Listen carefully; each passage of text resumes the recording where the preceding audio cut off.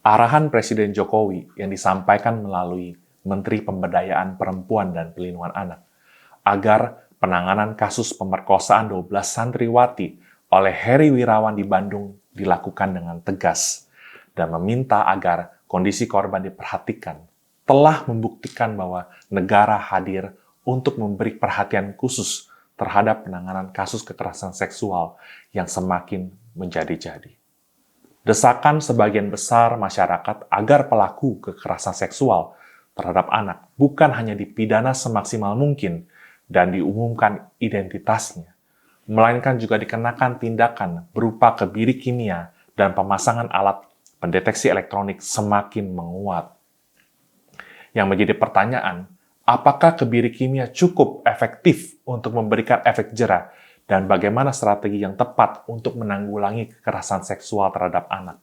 Kita akan bahas topik yang spesial ini dalam acara Trending Case.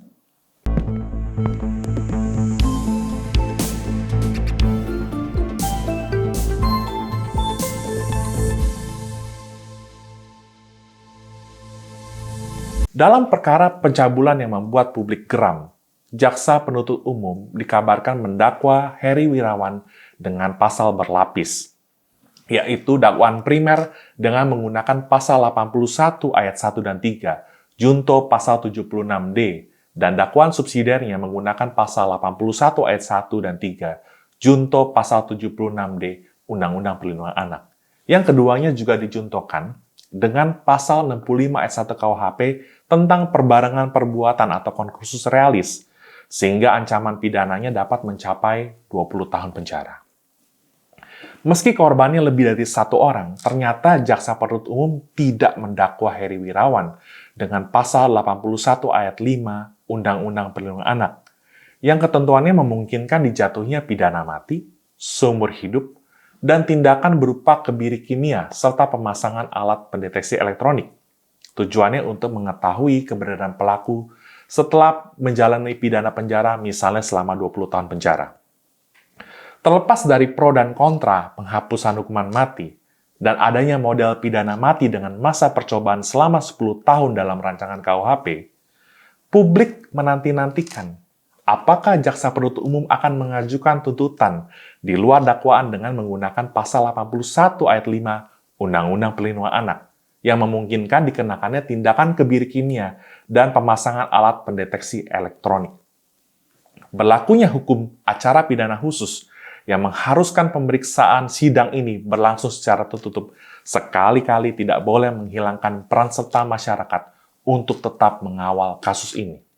Karena hakim senantiasa wajib menggali rasa keadilan yang hidup dalam masyarakat.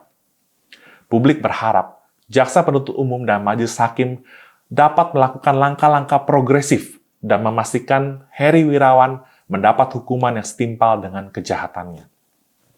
Ngomong-ngomong soal kebiri kimia, kebiri jenis ini adalah tindakan penyuntikan obat anti-androgen untuk menurunkan kadar hormon testosteron agar dorongan seksual pelaku dapat berkurang. Dengan kata lain, kebiri kimia adalah bentuk modern dari kebiri fisik yang sudah dilakukan sejak dahulu kala, misalnya dengan memotong sebagian atau seluruh alat kelamin. Permasalahannya, ketentuan kebiri kimia hanya dikenakan untuk jangka waktu paling lama 2 tahun, dan baru dapat dilakukan setelah terpidana selesai menjalani pidana penjaranya. Belum lagi, terdapat potensi pelaku dapat melakukan kejahatan seksual dengan cara lainnya, sebagai suatu pembalasan atas dikenakannya tindakan kebiri kimia tersebut. Apalagi, menurut salah satu mantan petinggi kejaksaan, eksekusi dari tindakan kebiri kimia cukup repot, yaitu setelah melewati serangkaian prosedur, jaksa akan memerintahkan dokter untuk melakukan pelaksanaan kebiri kimia kepada pelaku. Sementara itu, ternyata masih ada perdebatan di ranah medis, sehingga dokter dinilai belum siap. Untuk itu, mungkin pilihan yang cukup bijak untuk membuat jera pelaku kejahatan seksual terhadap anak yang korbannya lebih dari satu orang saat ini adalah pidana penjara seumur hidup, yang harus dijalani sampai yang bersangkutan meninggal dunia. Pilihan ini sekiranya dapat mencegah terjadinya pengulangan tindak pidana, sekaligus menjadi puna proxima morti yang dianggap paling dekat dengan pidana mati yang sudah banyak dihapuskan di negara-negara lain. Yang tidak kalah penting adalah perlu dipikirkan bagaimana nasib para korban dari kejahatan seksual dapat dipulihkan kondisi fisik dan psikisnya, dengan satu harapan yang besar bahwa korban-korban yang sudah pulih tidak akan menjadi seperti pelaku dan bahkan dapat menjadi agen perubahan di masa depan. Atas dasar itulah, rancangan undang-undang penghapusan kekerasan seksual sangat penting untuk disahkan menjadi undang-undang.